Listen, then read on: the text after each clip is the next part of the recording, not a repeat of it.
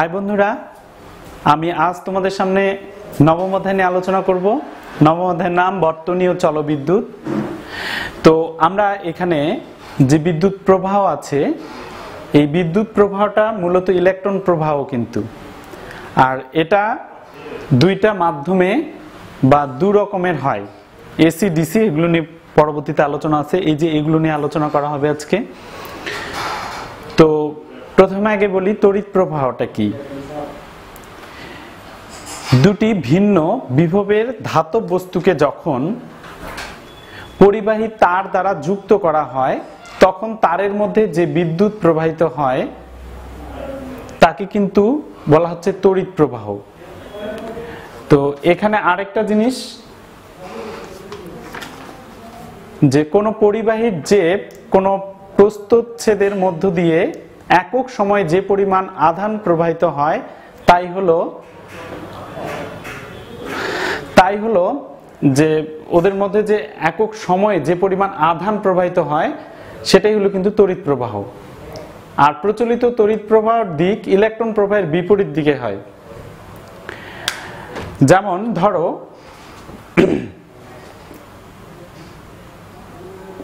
দুটি বস্তু, আমরা জানি যে কোনো বস্তু কিন্তু কেন্দ্রে থাকে ইলেকট্রন এবং তার কেন্দ্রে থাকে নিউক্লিয়াস এবং তার চারিপাশে ইলেকট্রন কিন্তু ঘূর্ণয়মান, অনবরত সেগুলো ঘুরে।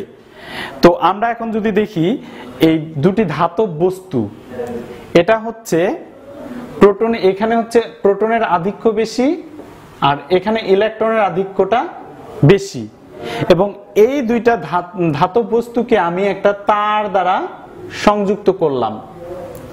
তো এখানে কি হবে, এই ধরো এই ধাতব, এটা একটা উচ্চ বিভব ধাতব, উচ্চ ধাতব, আর এটা হচ্ছে নিম্ন উচ্চ বিভব, উচ্চ বিভব, আর এটা হচ্ছে নিম্ন বিভব।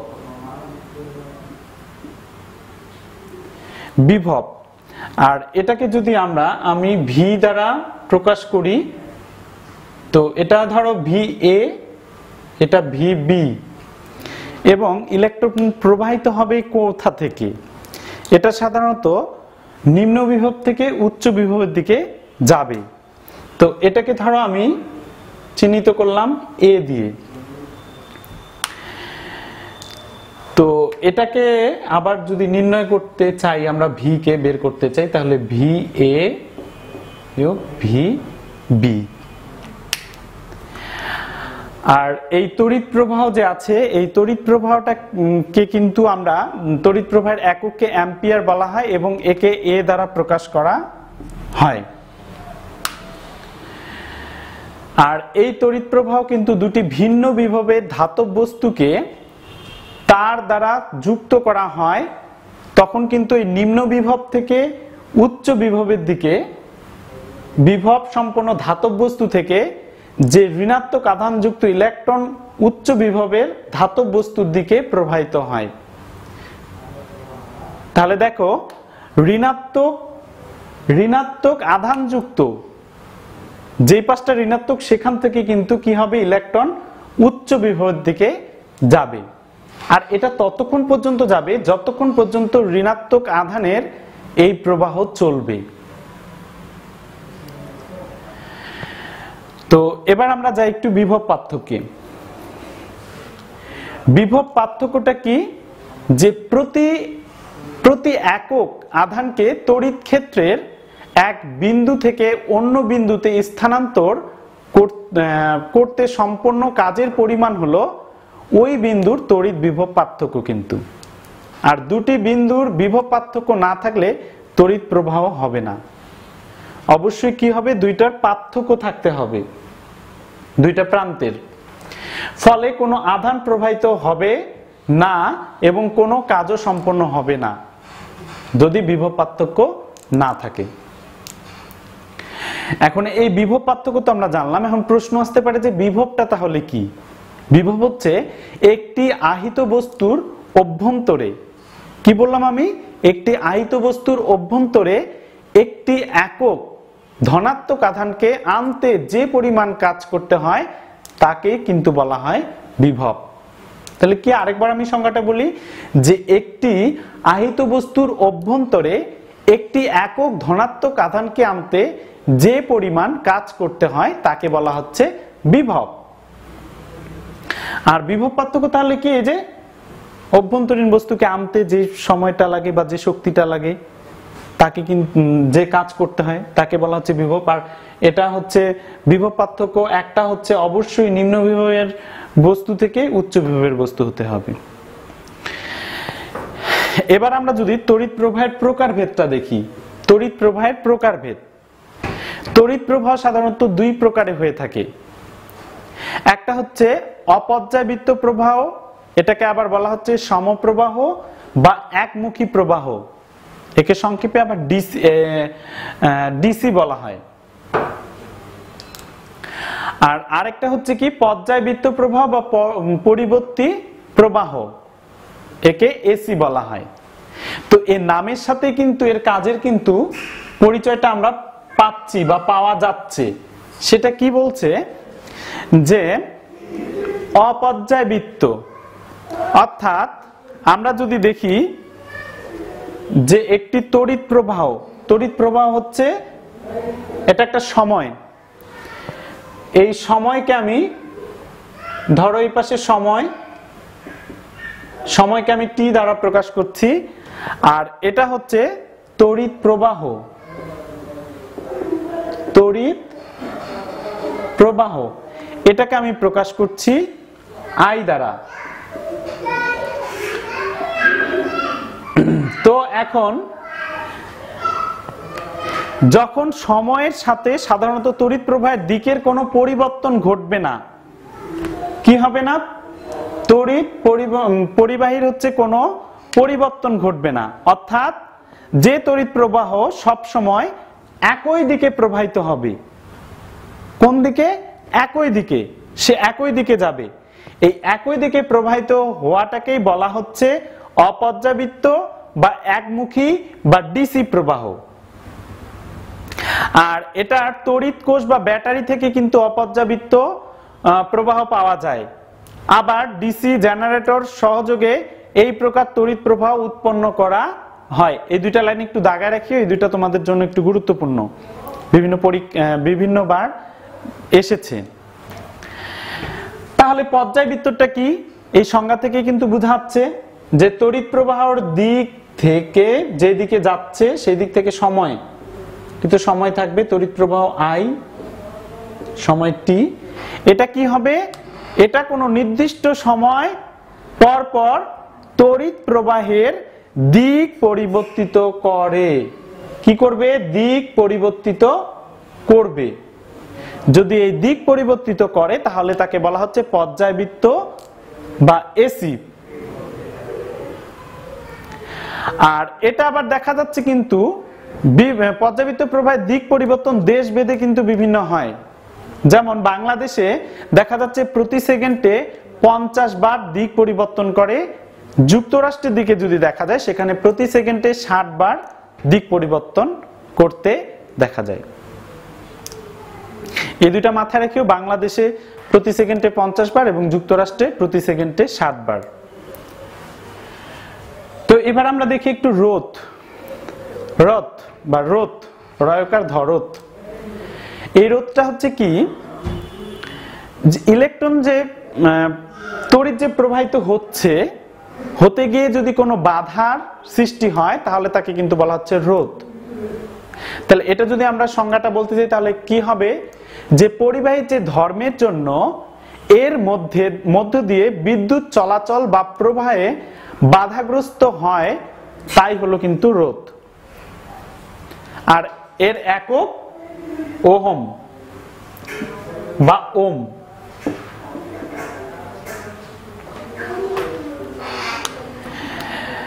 আর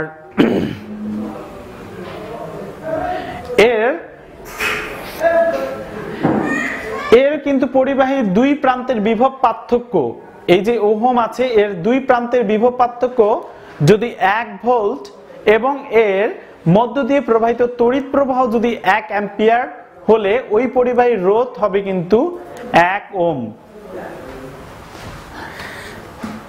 তাহলে কি বলছে এখানে, যে যদি দুই প্রান্তের বিভব পার্থক্য, এই দুই প্রান্তে ধরো বিভব পার্থক্যটা যদি কি হয় 1 ভোল্ট এবং এর যে মধ্য দিয়ে তড়িৎটা প্রবাহিত হচ্ছে এটা যদি, এই প্রবাহটা যদি 1 অ্যাম্পিয়ার হয়, অ্যাম্পিয়ার তড়িৎ প্রবাহের কিন্তু একক, তাহলে ওই পরিবাহীকে কিন্তু রোধ, ওই পরিবাহীটার রোধ কিন্তু 1 ওহম হবে।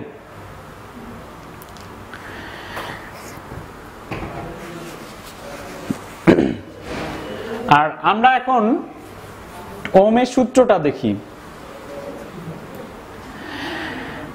কোন পরিবাহীর মধ্য দিয়ে তড়িৎ প্রবাহিত হবে কিনা তা নির্ভর করবে ওই পরিবাহীর দুই প্রান্তের বিভব পার্থক্যের উপর, কিন্তু এই দুই প্রান্তের বিভব পার্থক্যের উপর নির্ভর করবে। এখন এখানে যদি দেখা যায় যে তাপমাত্রা যদি স্থির রাখা হয় তবে নির্দিষ্ট পরিবাহীর মধ্য দিয়ে তড়িৎ প্রবাহ শুধুমাত্র এর দুই প্রান্তের বিভব পার্থক্যের উপর কিন্তু নির্ভর করে। নির্দিষ্ট তাপমাত্রায় কোন পরিবাহীর দুই প্রান্তের বিভব পার্থক্য ও এর মধ্যে দিয়ে যদি তড়িৎ প্রবাহিত যে অনুপাত থেকে ওই তাপমাত্রা ওই পরিবাহীর রোধ পরিমাপ করা হয়। এছাড়া নির্দিষ্ট তাপমাত্রায় নির্দিষ্ট আকৃতির একটি পরিবাহীর মধ্য দিয়ে তড়িৎ প্রবাহ এর দুই প্রান্তের সাথে বিভব পার্থক্য একটি নিয়ম মেনে চলে। আর এই নিয়মটা কিন্তু জর্জ সাইমন ওহম একটি সূত্র প্রণয়ন করেন, যা পরবর্তীতে তার নামানুসারে ওহমের সূত্র নামে পরিচিত। তো ওহমের সূত্রটা কি, তাপমাত্রা স্থির রেখে, তাপমাত্রা স্থির থাকলে কোন নির্দিষ্ট পরিবাহীর মধ্য দিয়ে প্রবাহিত তড়িৎ প্রবাহের মান পরিবাহিত দুই প্রান্তের বিভব পার্থক্যের মানের সমানুপাতিক। দুই প্রান্তের কি তড়িৎ প্রবাহের মান, তড়িৎ প্রবাহের মান দুই প্রান্তের বিভব পার্থক্যের মানের সমানুপাতিক। আর ওহমের সূত্র থেকে এটা সহজেই বলা যায় যে পরিবাহিত দুই প্রান্তের বিভব পার্থক্য বেশি থাকলে তড়িৎ প্রবাহের মাত্রা বেশি হবে। যদি এদের মান, যদি বিভব পার্থক্যটা যদি বেশি হয় তাহলে কি হবে, প্রবাহের মাত্রা বেশি হবে। আর যদি বিভব পার্থক্যটা কম হয় তাহলে কি হবে, মাত্রাটা বেশি হবে, কম হবে। কোন পরিবাহীর দুই প্রান্তের বিভব পার্থক্য যদি আমরা ভি বলি আর এর রোধ যদি আর বলি এবং তড়িৎ প্রবাহ যদি আই হয়, তাহলে এটাকে আমরা কিন্তু লিখতে পারি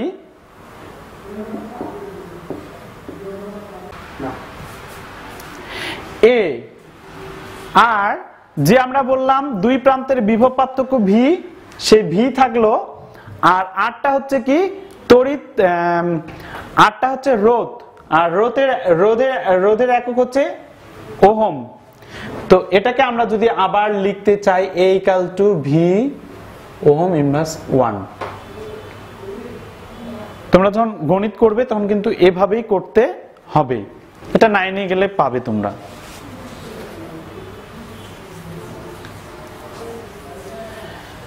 তো এরপর তড়িৎ বর্তনী।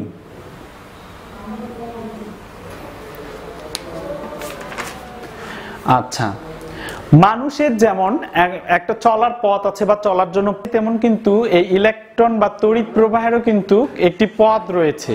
আর তড়িৎ প্রবাহ চলার এই সম্পূর্ণ পথকেই কিন্তু তড়িৎ বর্তনী বলে। একটি চাবি সুইচের সাহায্যে বর্তনী বন্ধ করা বা খোলা যায়। বর্তনী বন্ধ থাকলে তড়িৎ প্রবাহিত হবে না, আর খোলা থাকলে তড়িৎ প্রবাহ, বন্ধ যদি থাকে তাহলে তড়িৎ প্রবাহিত হবে, আর যদি খোলা থাকে তাহলে তড়িৎ প্রবাহিত হবে না। তো এখানে একটা চিত্র যদি আমরা দেখি,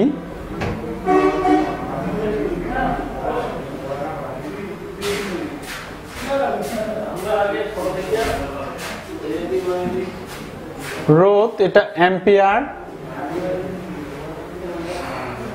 এটা সুইচ বা কি চাবি, আর এগুলো রোধ R1 R2, এটা অ্যামিটার, প্লাসের দিকে প্লাস, মাইনাসের দিকে মাইনাস। তো এই সুইচটার উপরে কিন্তু নির্ভর করে দেখাচ্ছে এই ধনাত্মক দিক থেকে বিদ্যুৎ প্রবাহিত হচ্ছে বা তড়িৎ প্রবাহিত হচ্ছে এবং মাইনাস প্রান্তের দিকে যাচ্ছে। উচ্চ বিভব থেকে নিম্ন বিভব, উচ্চ বিভব থেকে নিম্ন বিভবের দিকে যাচ্ছে। তো এইখানে কিন্তু যে এই তড়িৎ প্রবাহিত হচ্ছে এটা কিন্তু দুইটি পথে হয়। একটা শ্রেণী সংযোগ যে বর্তনী প্রবাহ বলা হচ্ছে, শ্রেণী সংযোগ বর্তনী, সেটার কিন্তু চিত্র এটা। আর দুইটি পথে, একটা হচ্ছে শ্রেণী সংযোগ বর্তনী আর একটা হচ্ছে সমান্তরাল বর্তনী। তো শ্রেণী সংযোগ বর্তনী কোনটি? কোন বর্তনী যদি রোধ, তড়িৎ যন্ত্র বা উপকরণ সমূহ এমন ভাবে সংযুক্ত হয় যেন প্রথমটির এক প্রান্তের সাথে, এই যে 1 2 3 এরকম আরো থাকতে পারে, প্রথমটির এক প্রান্তের সাথে দ্বিতীয়টির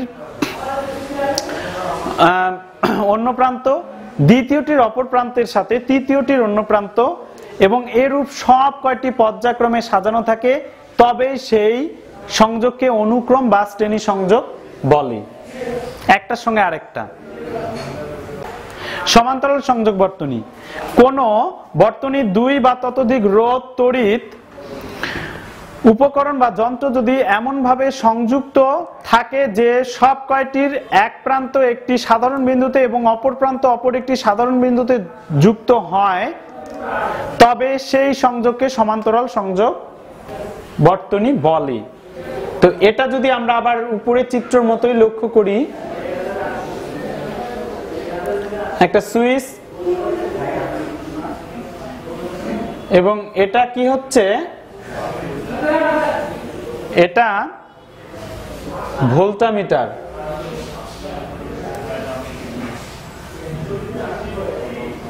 রোধ সমান্তরাল ভাবে এগুলো কিন্তু থাকবে, একটার পর একটা, এটা কিন্তু সমান্তরাল ভাবে। ভোল্টামিটারের যে প্লাস প্রান্তটা আছে বা ধনাত্মক প্রান্তটা আছে, এটা কিন্তু ধনাত্মক প্রান্তর সাথেই যুক্ত করতে হবে এবং মাইনাস প্রান্তটা মাইনাস প্রান্তর সাথেই যুক্ত করতে হবে, না হলে কি হবে, এটা নষ্ট হয়ে যাবে, যন্ত্রটি নষ্ট হয়ে যাবে। তখন আমরা যদি সিরিজ সংযোগ দেখি, এই তড়িৎ প্রবাহ দুইটি বাল্বের মধ্য দিয়ে প্রবাহিত হয়, দেখাচ্ছে আমি এখানে দুইটা বাল্ব লিখছি, এগুলো কিন্তু বাল্ব বলা যেতে পারে। তো এগুলো কি একটার সাথে আরেকটা সংযুক্ত থাকতেছে। তো একটা যদি বাল্ব নষ্ট হয় তো পরের বাল্বটি কিন্তু আর জ্বলবে না। এটা সাধারণত আমরা বিয়ে বা অন্যান্য অনুষ্ঠানে যে প্যান্ডেল সাজায় মরিচ বাতিগুলো দেয়, সেই মরিচ বাতিগুলোর সংযোগ দেখাচ্ছে, একটা বাতি যদি নষ্ট হয় পরেরগুলো আর কিন্তু জ্বলবে না। আর এখানে যে আমরা সমান্তরাল বর্তনী দেখছি, এটা আমাদের বাসা বাড়িতে যে আমরা লাইট জ্বালাচ্ছি, একটা বড় সকেট বা বোর্ড সাজাচ্ছি, বোর্ডের মধ্যে আলাদা আলাদা সুইচ আছে, ফ্যানের সুইচ আলাদা, লাইটের সুইচ আলাদা, সেটা কিন্তু এই সমান্তরাল বর্তনীর মাধ্যমে সম্ভব, বা সেটাকে সমান্তরাল বর্তনীর মাধ্যমে কিন্তু সংযোগ দেওয়া হয়ে থাকে। এই সমান্তরাল বর্তনী কিন্তু সবচেয়ে সুবিধাজনক একটা পদ্ধতি। তো এবার আমরা দেখি একটু অ্যামিটার। যন্ত্রটি হলো ধরো এরকম, তো এইখানে রেখান্বিত ভাবে সংখ্যাগুলো আছে, ধরো 1 থেকে 30 পর্যন্ত, এবং এখানে অবশ্যই একটা কি থাকবে, কাঁটা থাকবে, যেটা দিয়ে নির্দেশ করবে। আর এই দুইটা হচ্ছে যার মাধ্যমে তারগুলো যুক্ত করা হবে, একটা হচ্ছে ধনাত্মক, একটা ঋণাত্মক বা প্লাস মাইনাস। প্লাস অংশটা লাল তার যুক্ত হবে আর মাইনাস অংশে কালো তার যুক্ত হবে। আর এই যন্ত্রটার সাহায্যে কি হবে, অ্যামিটার, এর সাহায্যে কিন্তু বর্তনীর তড়িৎ প্রবাহ সরাসরি অ্যাম্পিয়ার এককে পরিণত করা যায়। আর অ্যামিটারকে বর্তনীর সাথে শ্রেণী সংযোগে যুক্ত থাকে। আর এই যন্ত্রে একটি গ্যালভানোমিটার থাকে। গ্যালভানোমিটার হচ্ছে সেই যন্ত্র যার সাহায্যে বর্তনীতে তড়িৎ প্রবাহের অস্তিত্ব ও পরিমাপ নির্ণয় করা হয়।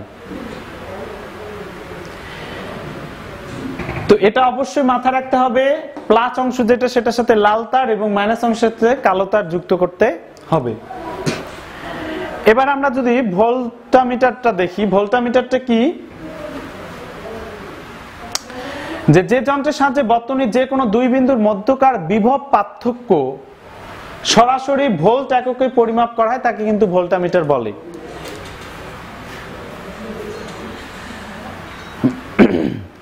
আর এটা এই যন্ত্রে একটি কিন্তু এখানেও কিন্তু একটা গ্যালভানোমিটার থাকে এবং এর চিত্রটা হচ্ছে এটা কেমন, এটাও প্রায় কিছুটা এরকম, এটারও সংখ্যাগুলো থাকবে, একটি কাটা থাকবে, কিন্তু এখানে ধরো ভোল্ট লেখা থাকবে, এখানে এটার অ্যাম্পিয়ার লেখা থাকবে এবং এরও কিন্তু আবার দুইটি অংশ থাকবে, এই ধনাত্মক এবং ঋণাত্মক প্রান্ত, এটার সাথে লাল এটার সাথে কালো তার যুক্ত করতে হবে। এবার আমরা ফিউজে যাই। ফিউজ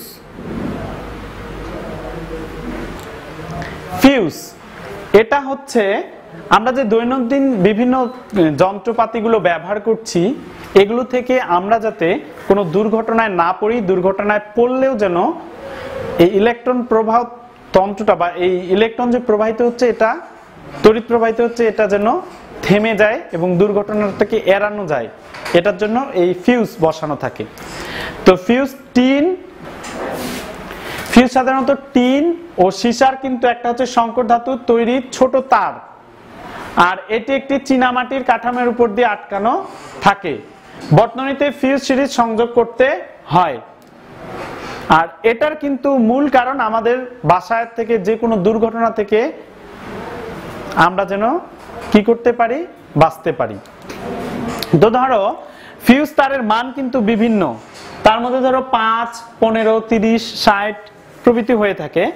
তো এখানে কয়েকটা বাতি, পাখা, টিভি এর কিন্তু ফিউজ হচ্ছে 5 অ্যাম্পিয়ার, ইলেকট্রিক কেটলি বা ইস্ত্রির কিন্তু 15 অ্যাম্পিয়ার ফিউজটা, বাড়ির মেইন ফিউজ কিন্তু 30 বা 60 অ্যাম্পিয়ার, এটা অবশ্যই মনে রাখতে হবে। তো এখন দেখা যাচ্ছে আমি যে বাতি লাগাইছি এর জন্য আমি ফিউজ ব্যবহার করছি 15 অ্যাম্পিয়ার বা 30 অ্যাম্পিয়ার, তাহলে কি হবে, যদি ইলেকট্রিক শক করে তাহলে কিন্তু সেটার কোনো সমস্যাই হবে না, ওটাতে আরো বেশি দুর্ঘটনা ঘটবে। আবার দেখা যাচ্ছে আমি ইলেকট্রিক কেটলিতে 5 অ্যাম্পিয়ার ফিউজ যুক্ত করছি, যখন আমি সুইচ দিব সঙ্গে সঙ্গে এটা কি হবে, গলে যাবে এবং এই ইলেকট্রিক কেটলিটা নষ্ট হয়ে যাবে। কেন? তার কারণ এর দরকার 15 অ্যাম্পিয়ার ফিউজ, কিন্তু আমি ব্যবহার করছি 5 অ্যাম্পিয়ার ফিউজ, এটাই এর সমস্যা। আবার কেউ কেউ কি করে, দুর্ঘটনা থেকে এড়ানোর জন্য দেখা যাচ্ছে ধরো বাড়িতে ফিউজ পুড়ে গেছে, তো এই ক্ষেত্রে 2-3টা তার বা ফিউজ কিন্তু যুক্ত করছে, এটাতে কি হবে, এটা কিন্তু কখনোই করা উচিত না, এটাতে আরো বেশি বিপদ ঘটবে। তার কারণ আমি যদি ধরো এটা 10 অ্যাম্পিয়ার করে রয়েছে, আমি যদি 3টা বা 2টা যুক্ত করি তাহলে 20 অ্যাম্পিয়ার বা 30 অ্যাম্পিয়ার হয়ে যাবে, তাহলে এটা তো অবশ্যই সমস্যা। সর্বশেষ আলোচনা বিদ্যুতের অপচয় রোধ। আচ্ছা ধরো তুমি তোমার বাসার ওয়াশরুমে ঢুকে দেখছো যে ট্যাপটা চালু করে দেখছো যে পানি নেই, তোমার বেখেয়ালিতে বা রাগান্বিত হয়ে তুমি ওইভাবেই ওটাকে ছেড়ে চলে আসছো বা বাইরে কোথাও চলে গেছো, এখন হঠাৎ করে কারেন্ট চলে এসেছে, তোমার যে ট্যাঙ্কিটা ছিল ট্যাঙ্কিতে পানি ছিল না, এখন কেউ গিয়ে ট্যাঙ্কির সুইচটা দিছে, মেশিনের সুইচটা দিছে এবং ট্যাঙ্কি ফুল হওয়ার পরে তোমার সেই ওয়াশরুম থেকে যে ট্যাপটা আছে ট্যাপ থেকে কিন্তু পানি বের হয়ে প্রতিনিয়ত বের হচ্ছেই, তাতে কি হচ্ছে, অপচয় হচ্ছে না? তো তুমি ওই সময়ে যদি অপচয়টা না করতে খুব তাড়াতাড়ি কিন্তু ট্যাঙ্কিটা ফুল হতো এবং তোমার সময়ে বা তোমার যখন দরকার তখন কিন্তু তুমি সেই পানিটা পেতে। তাহলে আমরা কিন্তু এইভাবে আর বিদ্যুৎ অপচয় করব না। দেখা যাচ্ছে এখন আমার রুমে ফ্যান লাইট সব জ্বালায় আমি বাইরে চলে এসেছি, কিন্তু একটা প্রচুর গরমের দিন, কারেন্ট নেই, আমরাই ভোগান্তিতে পড়ছি।